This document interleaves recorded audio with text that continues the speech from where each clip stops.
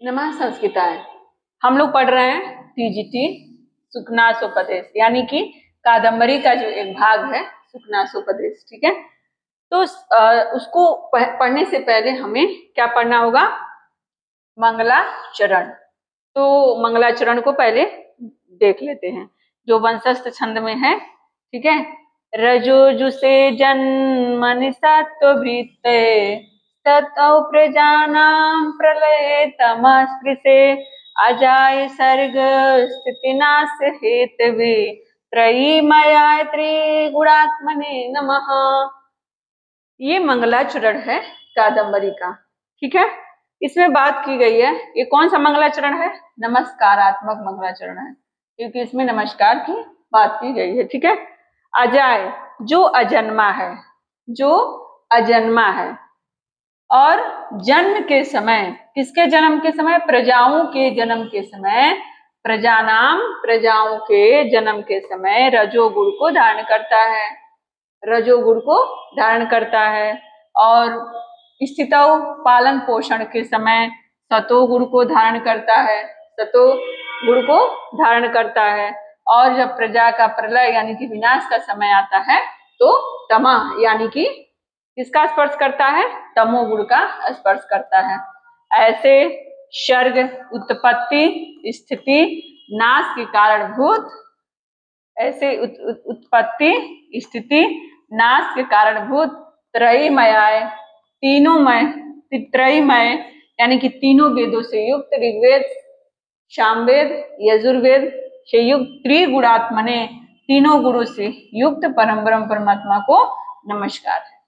ठीक है, तो ये रहा मंगलाचरण। रजोजुषे जन्मनि सत्त्ववृत्ते स्थितौ प्रजानां प्रलये तमः स्पृशे अजाय सर्ग स्थिति नाश हेतवे त्रयीमयाय त्रिगुणात्मने नमः।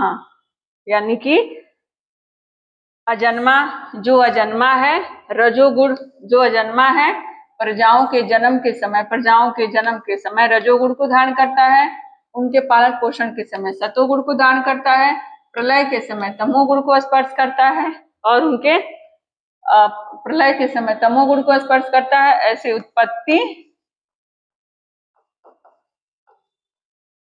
पालन और नाश का कारणभूत, नाश का हेतु, नाश का कारणभूत त्रयमय त्रिगुणात्मक परम ब्रह्म परमात्मा को नमस्कार।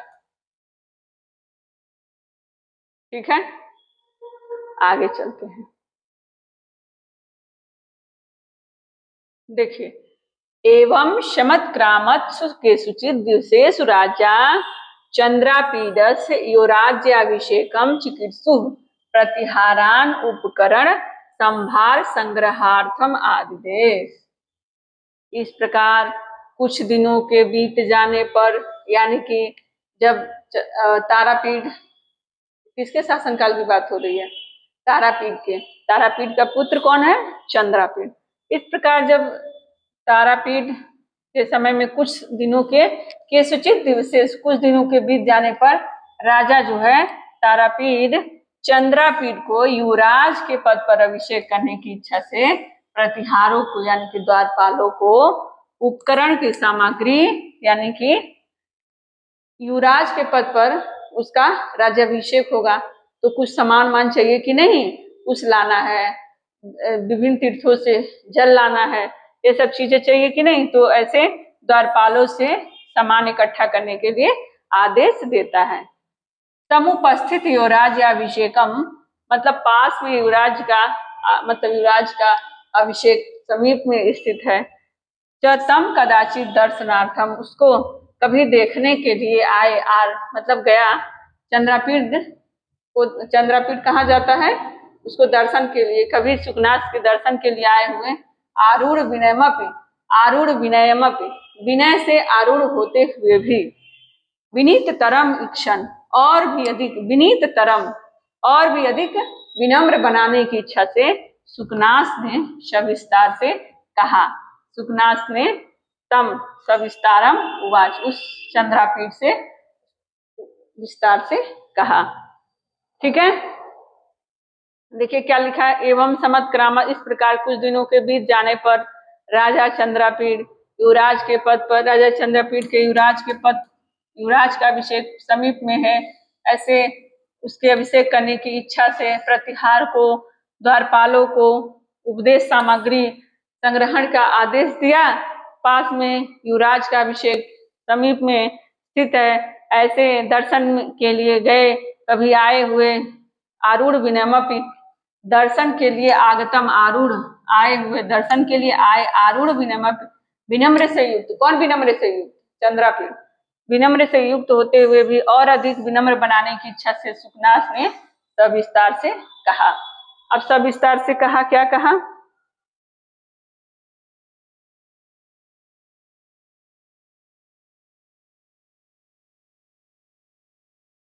तात चंद्रापीड़, हे तात चंद्रापीड़, विदित वेदितव्य अधीत सर्वशास्त्रस्य ते न अल्पम अपि उपदेष्टव्यम अस्ति, केवलंच ईशर्गत एव अभानु भेद्यम अरत्नालोको छेदम अप्रदीप प्रभापनेयम अति गहनम तमो एवन्न प्रभवम अपरिणामोपशमो समूह दारुणो लक्ष्मी मदः।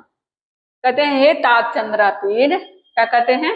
कौन कहता है? सुकनास कहते हैं तात चंद्रापीड़ विदित वेदितव्य, जानने योग्य बातों को सब जान लिया है, अधितस्य सर्वशास्त्र से सभी शास्त्रों को अधीत कर लिया है, अध्ययन कर लिया है। ते न अल्पम अपि, ते न अल्पम अपि उपदेष्टव्यम अस्ति, आपके लिए कुछ भी शेष नहीं है, आपके लिए कुछ भी शेष नहीं है। केवलंच, स्वभाव से ही, केवल मतलब केवल। सुकनास कह रहे हैं हे चंद्रापीड़, आपने सब कुछ जान लिया है, सब कुछ समझ लिया है, सभी शास्त्रों को, नीति शास्त्रों को, जितने भी शास्त्र हैं सबको आपने पढ़ लिया है, आपके लिए कुछ भी उपदेश के योग्य नहीं है। फिर भी यहाँ से ले लीजिए, फिर भी स्वभाव निसर्गत, स्वभावतः तमो युवन प्रभवम, गहनम तमो युवन प्रभवम, मैं स्वभाव से ही गहन, यहाँ पे देखिए गहन, जो बहुत ही गहन अंधकार, युवन प्रभम, जो युवा अवस्था से उत्पन्न जो गहन अंधकार है वो बहुत ही, जो युवा अवस्था से उत्पन्न अंधकार है वो बहुत ही गहन है। ठीक है, युवा अवस्था से ही जो स्वभावतः युवा अवस्था से जो उत्पन्न अंधकार है वो बहुत ही गहन है।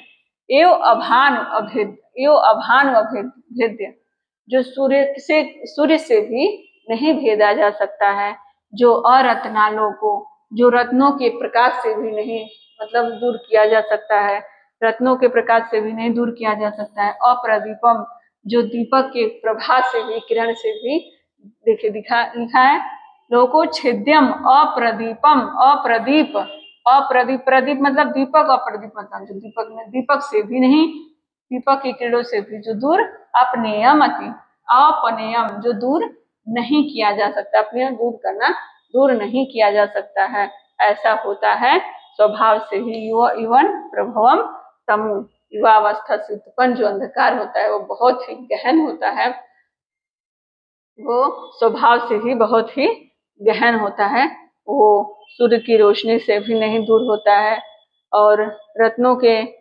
मतलब प्रकाश से भी नहीं दूर होता है और दीपक के किरणों से भी दूर नहीं होता है।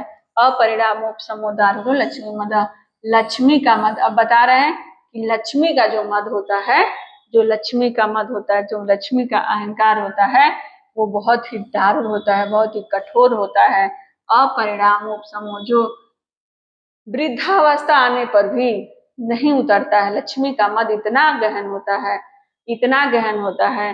अपरिणामो, जो वृद्धावस्था आने पर, परिणाम मतलब पच, अपरिणाम मतलब पच, परिणाम मतलब पच जाना। ठीक है, जैसे कोई मतलब मदिरा का पान करता है, कोई व्यक्ति मदिरा का पान करता है तो कुछ समय बाद उसका नशा उतर जाता है, लेकिन जो लक्ष्मी का मद होता है वो वृद्धावस्था आ जाए, कुछ भी आ जाए, कोई भी अवस्था आ जाए, कितना भी वो कुछ कर ले, लेकिन उसका नशा नहीं उतरता है, वो बहुत ही भयावह होता है।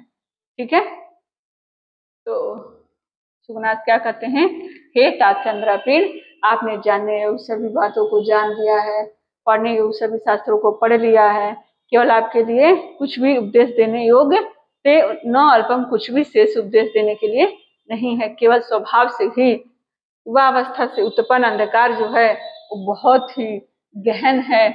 ये इसी के बारे में आपको बताना है, लक्ष्मी के मत के बारे में बताना है। ठीक है, सुखनाथ क्या कर रहे हैं, चंद्रापीड़ को उपदेश दे रहे हैं, इसीलिए इसका नाम है सुखनाथ उपदेश, यानी कि सुखनाथ का उपदेश जो कि चंद्रापीड़ को दिया गया है, लक्ष्मी के बारे में बताया गया है। ठीक है।